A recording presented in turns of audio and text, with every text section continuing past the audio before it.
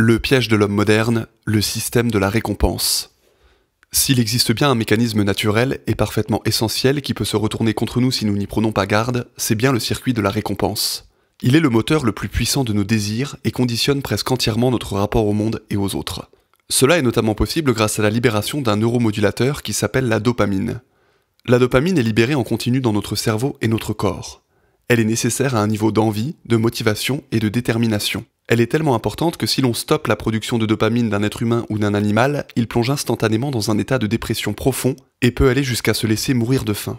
Il y a d'abord une libération tonique, qui correspond au taux basal, donc une libération continue à chaque instant de la journée. Ce taux est responsable de fonctions telles que la régulation de l'humeur, il influe sur la façon dont nous nous sentons à l'instant T et donne une sensation générale de stabilité émotionnelle. Il maintient aussi un niveau de motivation et d'éveil approprié pour réaliser des tâches routinières et assure également le contrôle fluide des mouvements, qui se retrouve notamment affecté dans la maladie de Parkinson à cause d'un taux de dopamine libéré trop bas. Le taux basal, ou tonique, prépare également le cerveau à produire des quantités importantes de dopamine phasique en cas de stimuli puissants.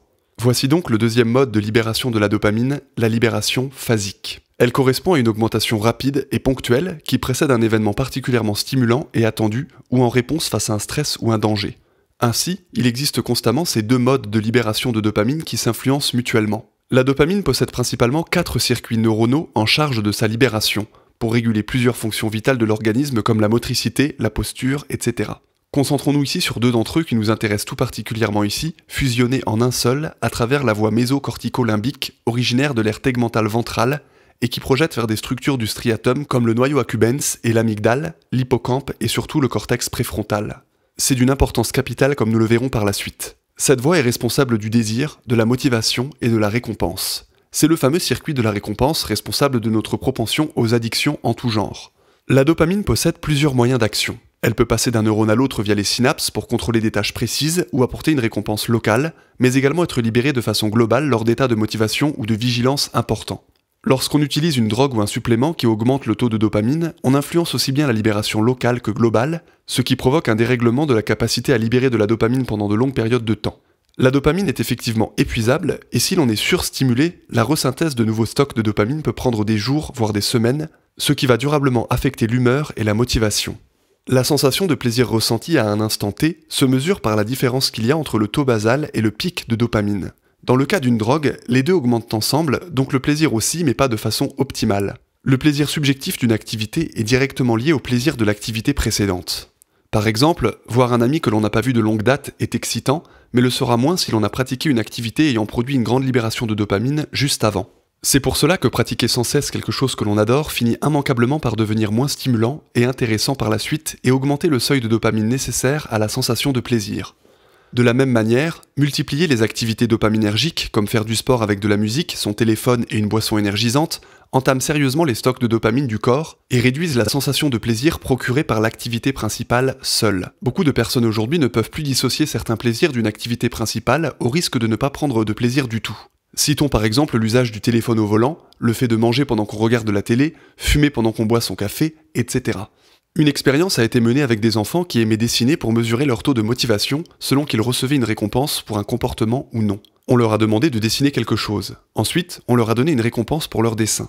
Quand on leur a enlevé la récompense, ils n'ont plus eu envie de dessiner. Ainsi, la motivation qui était intrinsèque est devenue extrinsèque, donc dépendante de la récompense associée. C'est le risque qui nous guette lorsque nous faisons plusieurs choses en parallèle d'une activité principale. Le pic de dopamine, qui correspond au moment juste avant d'avoir obtenu la satisfaction d'un plaisir, comme le moment juste avant de lécher une boule de glace, le moment juste avant d'ouvrir un message très attendu, influence directement le taux basal et produit une baisse proportionnelle à la hauteur du pic. Par exemple, si l'on passe la ligne d'arrivée d'une course satisfait, mais pas non plus trop excité, le niveau de dopamine basale descendra peu.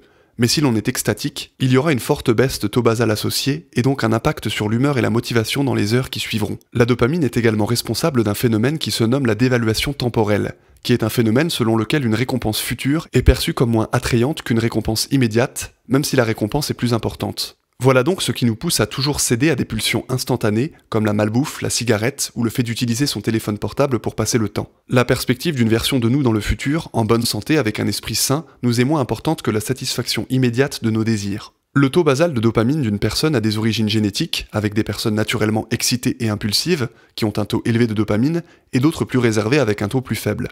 mais il est également dû, comme nous l'avons vu, aux activités pratiquées juste avant. Mais alors pourquoi avons-nous un système de la récompense ? D'un point de vue survivaliste, il est essentiel de posséder un tel système, car celui-ci nous pousse à sortir de nous-mêmes, à explorer hors des confins de notre environnement direct pour satisfaire nos besoins primaires. Ces besoins issus du striatum sont le désir de nourriture, de reproduction, d'acquisition de statut et de prise d'information, en cherchant toujours à produire le moins d'efforts possible. Ce sont des motivations primaires, basiques, mais qui permettent évidemment notre survie. Seulement, si ces désirs ne sont pas maîtrisés et sous le contrôle direct d'un sujet pensant et conscient, comme dans une société qui promeut la débauche, alors ils nous transforment en bêtes sauvages. Nous devenons alors complètement primaires, mangeant tout ce qui semble sucré ou salé, sautons sur la première occasion pour regarder de la pornographie ou avoir recours à de la prostitution pour satisfaire notre puissant désir de reproduction, investissons notre temps dans la prise de photos sur nos réseaux sociaux afin de montrer aux autres notre vie géniale et assouvir notre soif de statut, et devenons des paillassons mous et suffisants pour toute autre recherche significative une fois que nos désirs sont comblés. Enfin, nous reprenons ce cycle perpétuel dès que le plaisir assouvi se transforme en souffrance. Cette sensation de souffrance ou de douleur, après avoir par exemple mangé un bout de chocolat, vient du manque de dopamine qui suit l'événement agréable. Nous interprétons cette douleur comme une envie d'en reprendre et sommes alors pris dans une boucle infernale où le plaisir et la souffrance alternent constamment. Sommes-nous condamnés à agir de la sorte ou existe-t-il une alternative ? J'ai expliqué précédemment que la principale voie dopaminergique du circuit de la récompense passait par le cortex préfrontal. Or, le cortex préfrontal se trouve être le bijou de l'humanité, puisqu'il permet la réflexion, la projection dans le futur, la compréhension et donc une forme de suranimalité, c'est-à-dire de maîtrise et d'inhibition des mécanismes primaires instinctifs. Par exemple, si nous réalisons que nous allons céder à une pulsion qui ne nous fera aucun bien sur le long terme, comme le fait de fumer une cigarette, c'est le cortex préfrontal qui peut imposer une décision différente au cerveau. Évidemment, cela demande une force mentale colossale.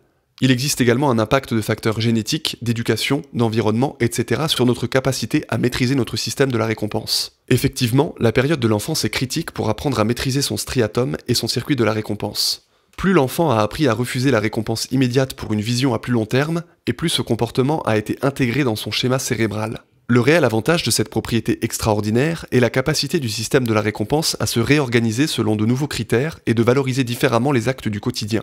Par exemple, décider d'attribuer une réponse positive à l'effort, c'est-à-dire d'arrêter de considérer l'effort physique comme une souffrance mais de se convaincre que l'effort est bon car il renforce le corps, l'esprit et permet d'améliorer plusieurs domaines de sa vie, va remodeler la structure de la récompense et valoriser ce comportement plutôt que la paresse. Ainsi, avec du temps et de l'obstination, les comportements ou les actes plutôt complexes et douloureux mais évolutifs et bons peuvent devenir des sources de motivation et de plaisir en eux-mêmes. La clé est de n'avoir aucune stimulation de dopamine avant ni après l'effort. L'effort devient l'activité dopaminergique en elle-même. De cette façon, on peut également se conditionner à aimer acquérir de nouvelles connaissances et apprendre constamment.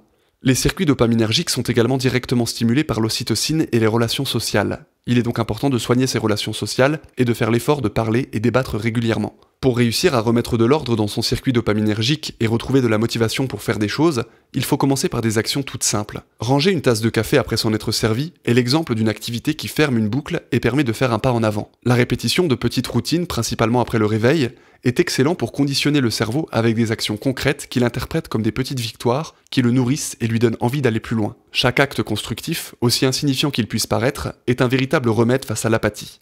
On dit souvent, si tu veux changer ta vie, commence par faire ton lit. Il faut également prendre l'habitude de questionner chaque acte du quotidien pour vérifier que ceux-ci proviennent d'un désir profond et supérieur et pas d'un désir primaire. Par exemple, au moment d'ouvrir un réseau social, il est bon de se demander pourquoi on y va. À ce moment précis, nous avons conscientisé un acte d'ordinaire inconscient et l'avons ainsi neutralisé. Cette stratégie est valable pour tout acte ou pensée automatique. Il s'agit en somme de faire preuve de pleine conscience. Ralentir son rythme de vie et ne pas effectuer plusieurs tâches à la fois, comme écouter de la musique et travailler, faire du sport et utiliser son téléphone portable, permet de redonner leur juste valeur aux événements et y associer à nouveau la bonne charge de dopamine. Il n'est pas grave d'écouter de temps en temps de la musique pendant qu'on fait du sport, mais le faire à longueur de temps devient problématique. Dans une société dérégulée, où les individus agissent comme des automates au service de leur système de la récompense, nous allons tout droit vers l'autodestruction.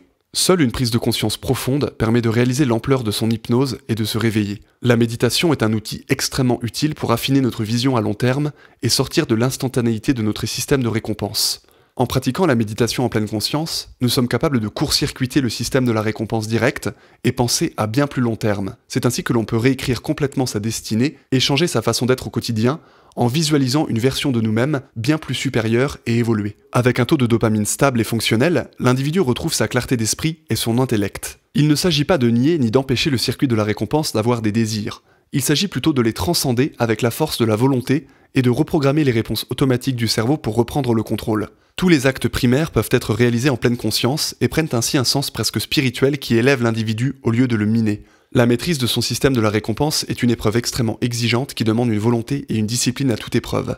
Mais comme toujours, la quête d'un idéal personnel rend ces dures décisions plus simples en leur donnant un but concret. Devenir plus vertueux, plus juste et tendre vers une excellence morale est un choix puissant qui influence considérablement nos comportements et notre perception de la difficulté. Il ne s'agit pas de devenir austère, calculateur et rigide concernant les plaisirs de la vie, mais plutôt de les intégrer un à un dans une forme de pleine conscience. Dans la société actuelle, les individus tournent presque complètement sur leur système de la récompense. Ils sont comme des pantins désarticulés, constamment attirés par les dernières nouveautés, par leur pulsion primaire, leur désir de reproduction, ou leur désir de statut et de validation sociale. Cela les rend extrêmement faibles, car ils ne sont plus capables de voir le monde tel qu'il est, mais sont hypnotisés dans une forme de prison sans barreaux. Ils ne se rendent pas compte que l'écrasante majorité de leur comportement ne provient pas d'un idéal supérieur ni de valeurs profondes, mais est le fruit de réactions instantanées et immédiates à un système de la récompense qu'ils ne maîtrisent pas. Reprendre le contrôle sur son système de la récompense, c'est devenir un individu libre.